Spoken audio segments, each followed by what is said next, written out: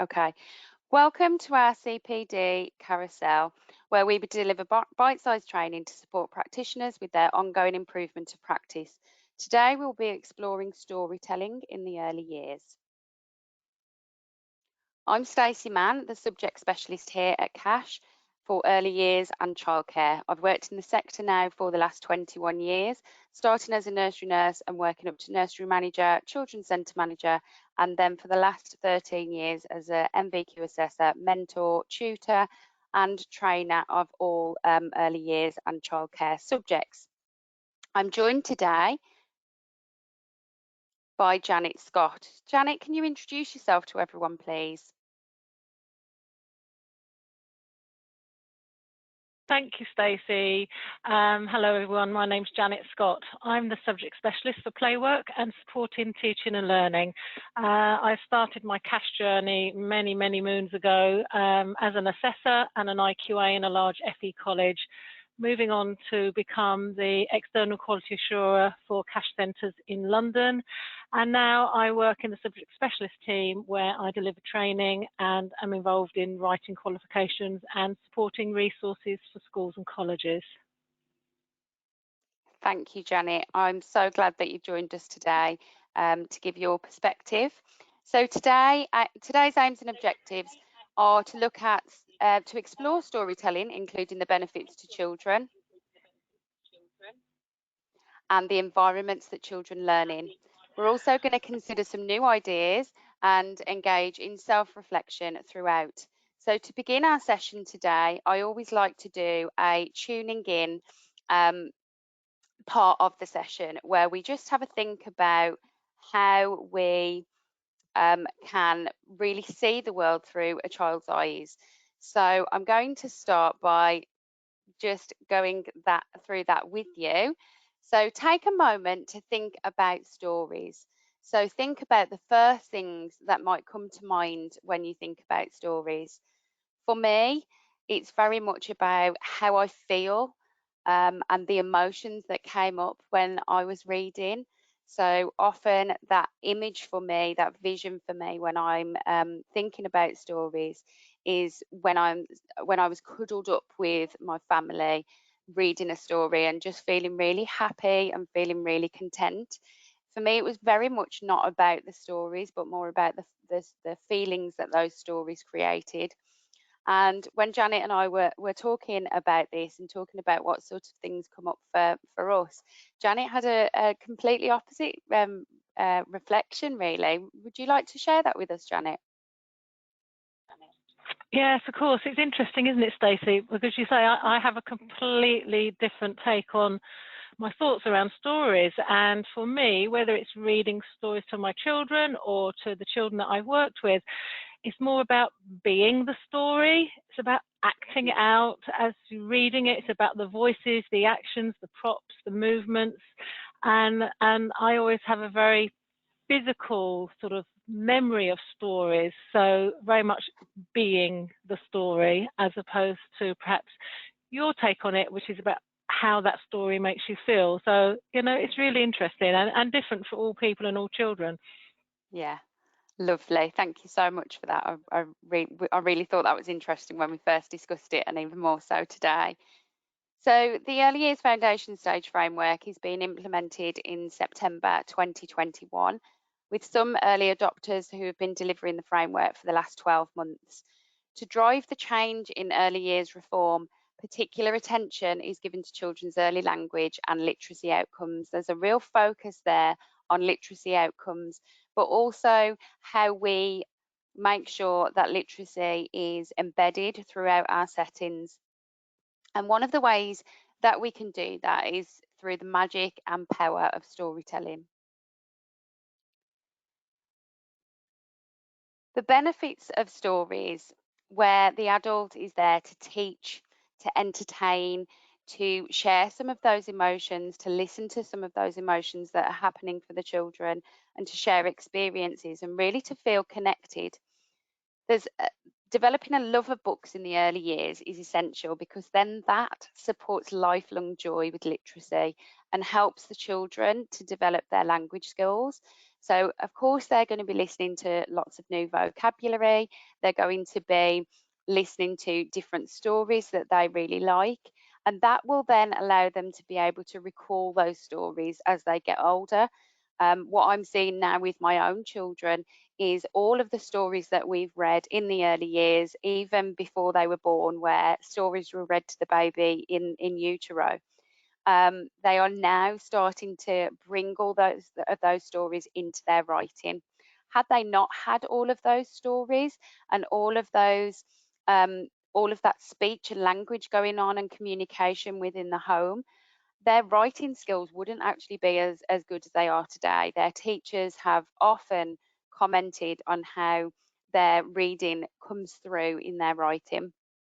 So that's really, really important for lifelong joy with literacy. And also it helps to make sense of the world around them. There's lots of thinking skills and problem solving that goes on when you're storytelling and when you're reading books and looking at lots of different text. There's also that increase in attention span and listening, especially if that person talking to you has a real passion about what they're delivering, which we're going to be talking about a little bit later on. It also stimulates creativity and imagination. And then, of course, we've got our phonological awareness and grammar. So the way that they're saying the words, the way they're hearing those sounds and repeating those sounds. As early educators, it is our role to ensure that we're positive role models when we are reading to the children. Reading is an essential skill. It's something that we're going to be using daily. It's really important that those adults in the children's lives are positive role models when they are reading to the children, that they show a passion and enthusiasm and enjoyment of telling those stories and communicating. Children can tell if you're faking it. They can tell if you're not really passionate and enthusiastic about the stories that you're telling. So it's really important, you know as well as I do, that when you're doing training, for example, you want somebody that is going to be delivering training to you that is passionate about what they're talking about, because then you are more likely to take in some of those things that that trainer is saying to you. And it's the same with the children. If they can see that you're passionate and enthusiastic and excited by things, then they're going to share that with you. It also helps us to communicate with families because it helps us to provide opportunities to work together. We can think of new ways that we can support families with storytelling and with all of the things that go with storytelling. There's an array of approaches which we're going to discuss today to support children in getting motivated and getting involved and ensuring that we don't favour our own preferences. For example, I have to really check myself quite a lot because I'm an audio learner, so I like to listen and digest things, and that comes across a lot in my teaching because I like to talk a lot. So I have to really check myself and think about the other ways that the children may, or the children or the listener, whoever it is, may be receiving that information. And so when it comes to choosing the stories, choosing how you tell that story, it's really important to reflect on your practice to see that you're not doing the same things every day and that you are looking at what the children are interested in.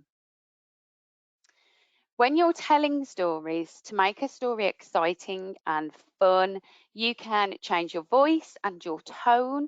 Really practice with that. That doesn't come naturally to everybody. It doesn't come naturally to use different voices when you're telling stories and changing the characters' voices and using different accents, or even changing the tone of your voice when you're reading stories.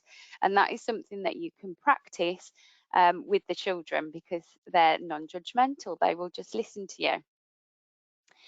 Try to build anticipation when you're reading stories and introduce surprises. I remember very, very distinctly the people, the teachers, the people that looked after me, who I preferred was going to be doing story time that day. And I'm sure the children feel exactly the same, because they think, wow, what are we going to be listening to today? How is this person going to turn this story into something amazing?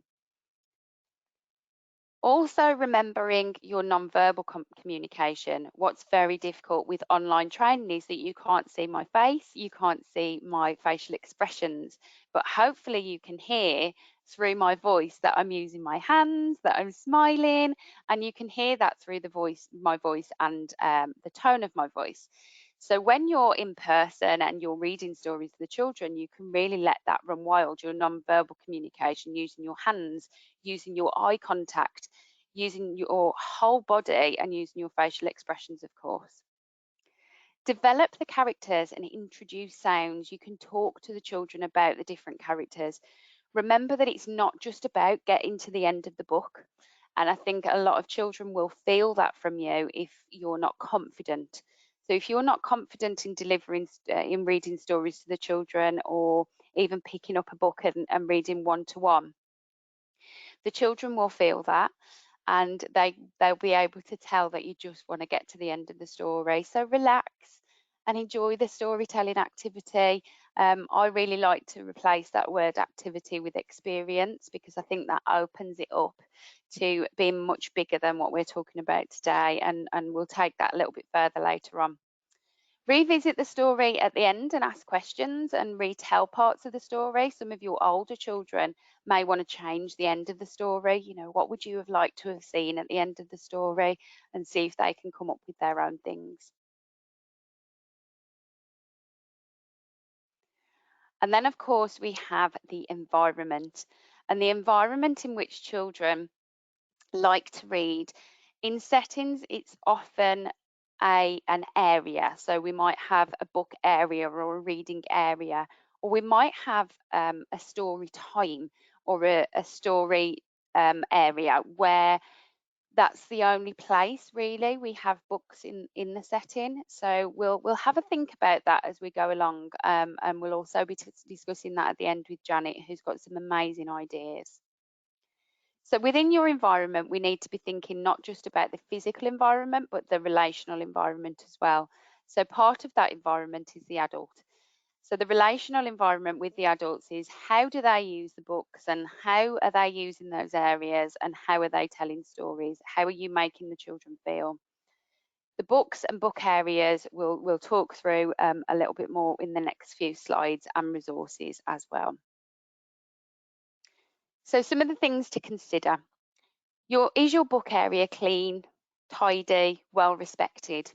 Because that is going to set a precedent for everybody to keep it that way, and to respect the books, and to make sure that they have, you're going to want to go into that area if it's clean and tidy. Psychologically, we're going to want to go where everything's not thrown all over the place and the books are ripped or they're not age appropriate.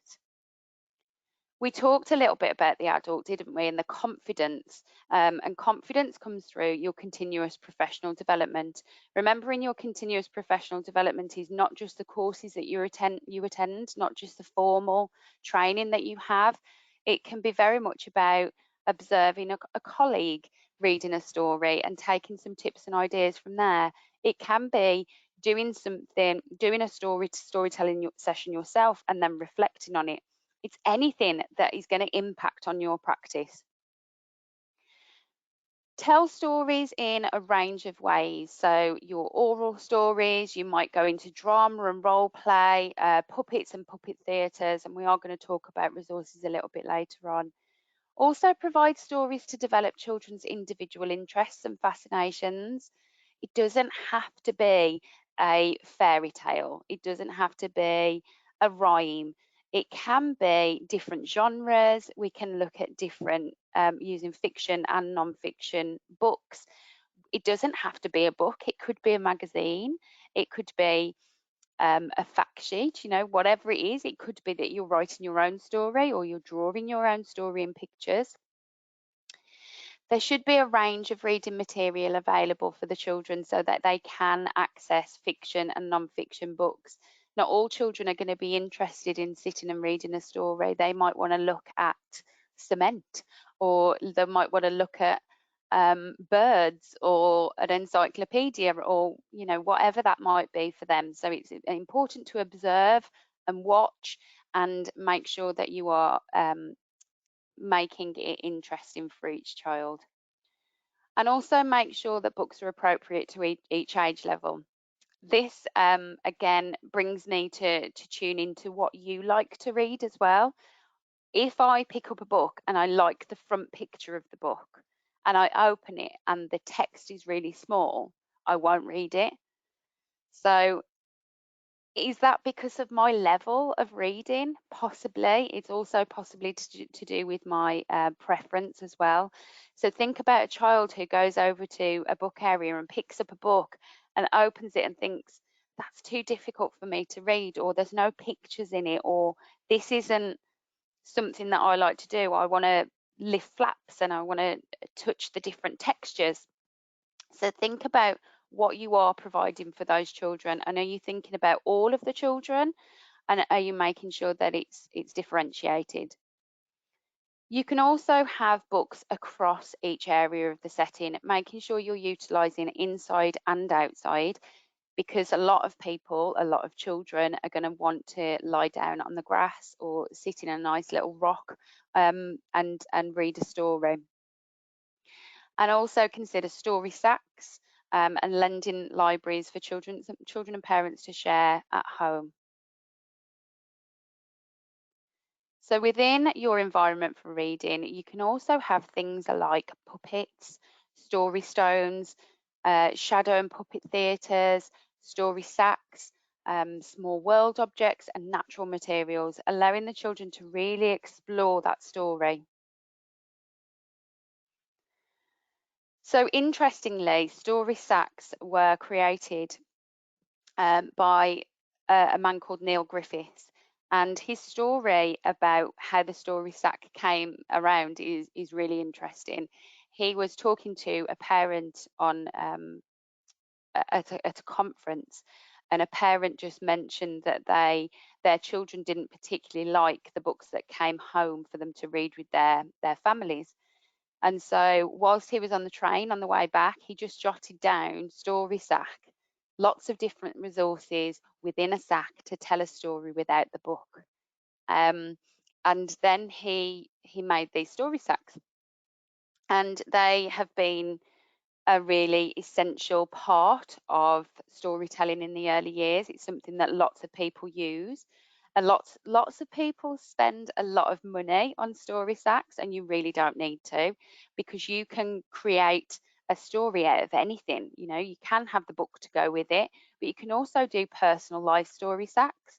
You could do key person story sacks, where you put something about you into the story sack. So you might have a favourite teddy of yours, you might have something that you're really interested in, it might be all about your hobbies. There's lots and lots of different ways that you can create a story sack to be really interesting for the children, and thinking about how they pick something out of that story sack and look at it and describe it, and then they use in all of that rich vocabulary within the setting. Story sacks are also excellent for children with English as an additional language, because of course they're not having to follow an English text. They can really use and manipulate all of the different props that are in that story sack. I was very privileged to see Neil Griffiths at a conference, and he read a whole story to a group of about 50 to 60 adults, and he had every single person in that room in the palm of his hand, meaning that all of us were so engaged in what he was telling us. And the reason that was because he was using different voices. He wasn't turning the page straight away.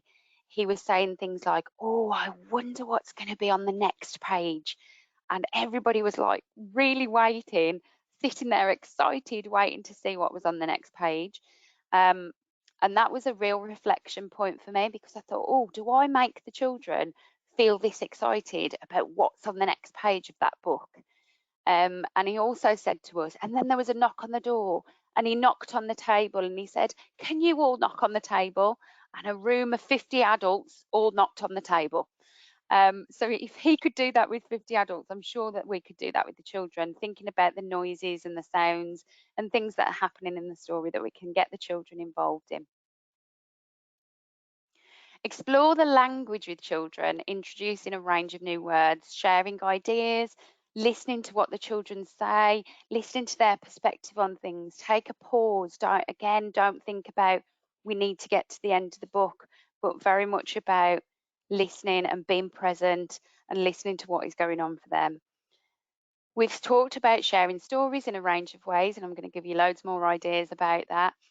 And also providing experiences that children's awareness of sounds of language and playing with words and sounds and going off to investigate those words and sounds. And we must plan and review the communicative environment on a regular basis. So where is your, if you have got a designated book area, not that, it might be that you can take books everywhere else in the setting, but if you have got a designated book area, what does that look like? Where is it? So I asked that question because when I used to support settings on a consultancy basis, I remember going to one setting. They said, "Look, Stacey, we've got a brand new book area. We've made it really exciting. It's gender neutral. There's no sparkly lights or fairies sitting anywhere. It's very gender neutral. All of the children have really loved it, but they don't stay there. Like, they're going in, but then they're coming straight back out again." And I said, "Right, okay, let's have a look at this." So we had a look at what was going on, observed that particular area, and they had the instruments on the back of the bookcase.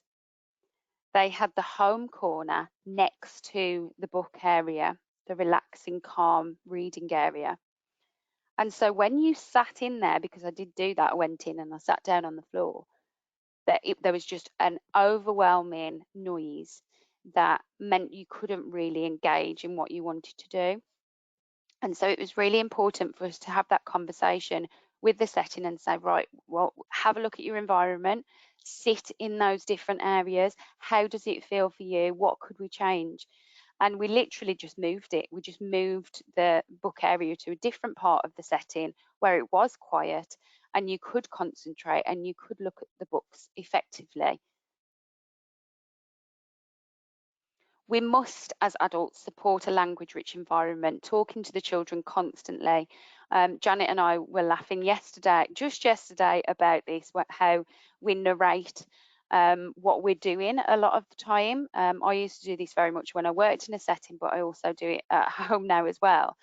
If you walk into the kitchen and have a little sing-song on the way and you're constantly talking and constantly using this vocabulary, and it's almost like a narration, a story of the day, of what is happening. And that's really going to support that language-rich environment, excuse me. Match resources and environment to the children's interests. So I really can't stress that enough. Ensure activities create excitement, provides a range of experience to support all areas of development, make it fun, and work with parents to support children's developing areas of learning. Which takes me on to working with parents. At that same conference, we had a manager who put a hand up and asked everybody, what do we do about technology? Because I had a child sitting on my lap yesterday who started swiping the book instead of turning the pages. She very quickly made the assumption that the parents at home don't read and that the children are constantly on their tablets. She spoke to this parent and said, this is what happened at the setting today. A child was swiping the book. Have you got books at home? Can we help you in any way? And she said, oh no, we read every night. We read together every night. We just use the iPad to do it. And so I think as early years educators and teachers, we really need to be thinking about not jumping to assumptions, first of all, but also thinking about how we can embrace technology into the setting in a way that can support literacy. It can support literacy skills. We don't want to just banish everything that's to do with technology, because it does and it can serve a purpose. Technology is not going anywhere. We need to see how we can embrace it in a way that is balanced for the setting, while still providing books and still providing all of the other things that go with the books, all the other resources. So we could do this by using videos and watching stories, watching different people read a story. There's lots of those available on YouTube, lots on the internet that we can go to and just find different popular stories and see how those authors may deliver those stories. Also using iPads and tablets in the setting is fine, you know, as long as we're not stuck to them all day long. We can use those to read stories and involve the parents in that as well. The benefits of involving parents in their children's learning is essential, and it's so important for us to do and review. It helps the child to build upon and improve their learning experiences, which leads to better outcomes that will be carried on to adult life.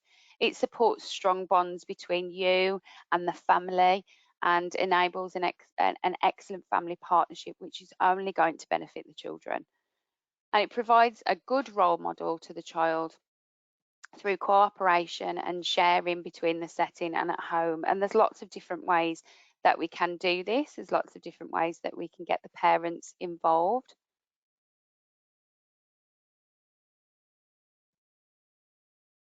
We talked earlier about how we can send books home and have a lending library. I know a lot of people are utilising things like bookcases and things that have been left in the setting, such as an old filing cabinet where the locks have broken. You know, you could put that outside with different books in, so that the parents can choose a book and swap books. There's lots of different ways that we can get them involved. You may even be able to do a workshop where you invite the parents in and they see you reading stories.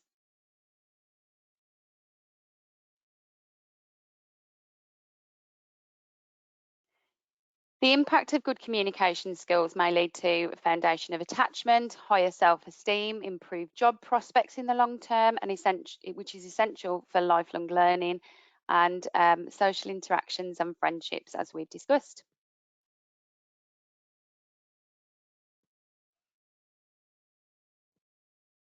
Okay, so the National Literacy Trust, the Literacy Changes Lives report, presents overwhelming evidence that literacy, happiness and success are directly related. It does also give a clear indication of poor literacy and the dangers of that. It states that 1 person in 6 in the UK have poor literacy skills. The National Literacy Trust in 2019 showed that 26% of under 18s spent some time reading each day, which is quite low, it's astoundingly low. It found a marked gender divide. Less than half, so 47% of boys were keen readers, and that's compared with 60% of girls. Janet, I'd really like to bring you in here with your expertise in play work and teaching and learning. How do you think we can engage boys more in reading?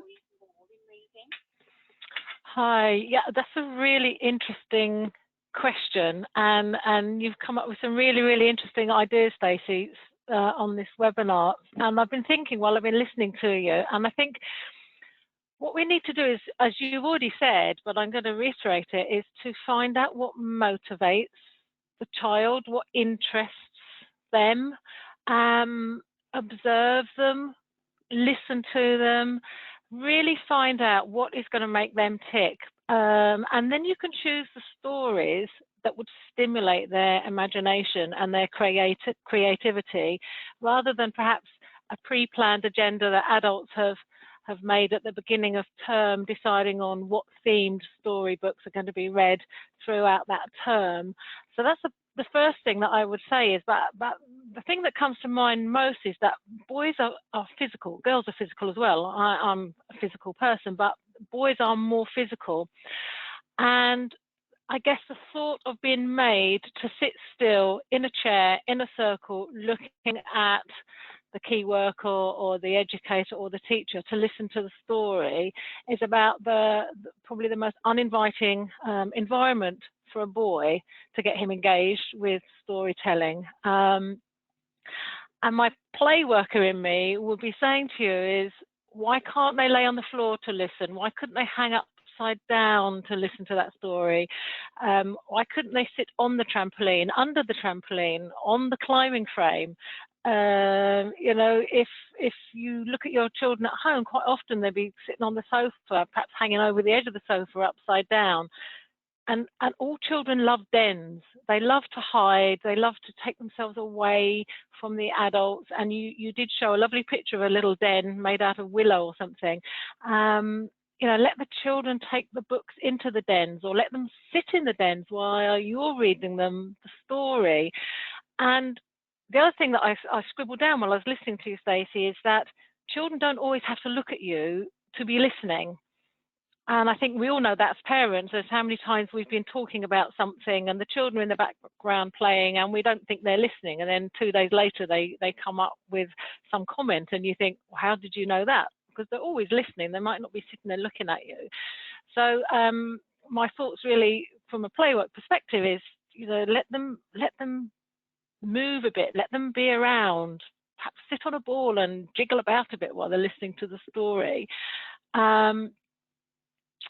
And the other thing that I've scribbled down is about talking about that physicality in boys, and perhaps this is because it resonates with me, is be the story. And if I think back to reading to some of the children I've worked with, I think of a well-known book, Going on the Bear Hunt. We would go on that bear hunt as we read the story. We would walk around the playground and around the environment, and we swished through the grass. I wouldn't make them sit down in a circle looking at me and not fidgeting while I read that story. We were that story. And I think maybe some of those things might help engage boys a little bit more to become interested and inspired by reading and listening to stories.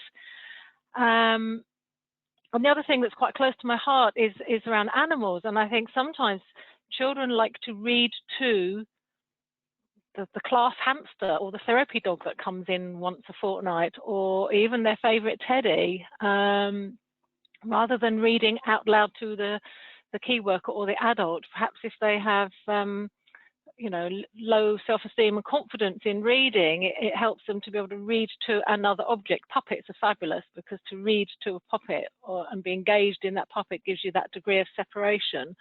And yeah, sorry, I've gone right off on a tangent there, but I think that maybe that's a few ideas. No, I absolutely love that. And I think that's answered our other questions, really, of how we can bring stories into children's play. And you've really talked about all of those different ways that you can do that with different resources. And I particularly loved when you said, and I had a little giggle to myself about children not having to look at you and give eye contact, because, you know, my children do exactly the same as that. Things will happen and they know all about it. And I didn't think they were listening. And I think that is really important. So it brings me to my last question, really. And I think I already know what your answer to this would be. But what are your ideas regarding having designated book areas, or maybe even a specific time for stories? Because I know a lot of settings would have specific times for maybe after lunch, all the children come together for a story, or at the end of the day. Another interesting question. I totally agree with what you said earlier around having an area to store the books and about respecting books and looking after them. I totally agree with you there. But as far as having a specific reading area, again, my play worker in me would possibly suggest that there are alternative ways to encourage children from reading rather than making them sit in a specific reading area. And I think I've probably it sort of explained that in my other examples. Absolutely. I think one thing again that came to mind, you said make the stories exciting, and I agree with you. but one thing came to mind is, have you ever laid on the grass and looked up at the clouds and made pictures in the clouds and made stories out of the pictures that you're making in the clouds? And I had a child that used to love sitting with a set of headphones on, laying back on a mat or some cushions, looking at the clouds while they were listening to the story. So stories don't always have to be exciting, and they don't always have to be read in a specific reading area, because it's about stimulating that child's imagination and getting them interested in reading and listening to stories.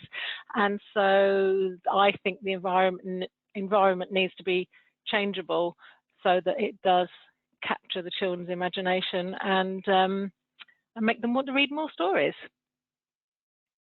Thank you so much for that, Janet. That's given me lots of food for thought as well, as a parent, but also as an educator.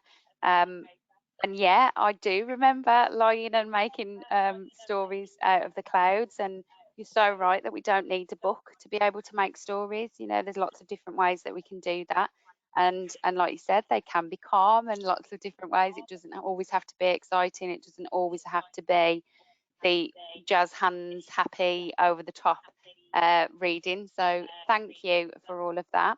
So we're just going to return now to our aims and objectives of today's session before we finish, which is exploring storytelling, including the benefits to children, which I think we've more than achieved, and the environments that children learn in. And hopefully that has given you some new ideas, but also helped you to engage in a bit of self-reflection.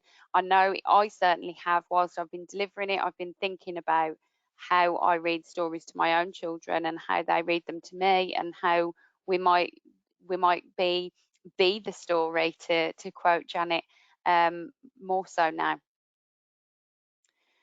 So thank you for listening and joining Janet and I within this webinar for CPD Carousel, and we will have lots more to give you shortly. Thank you.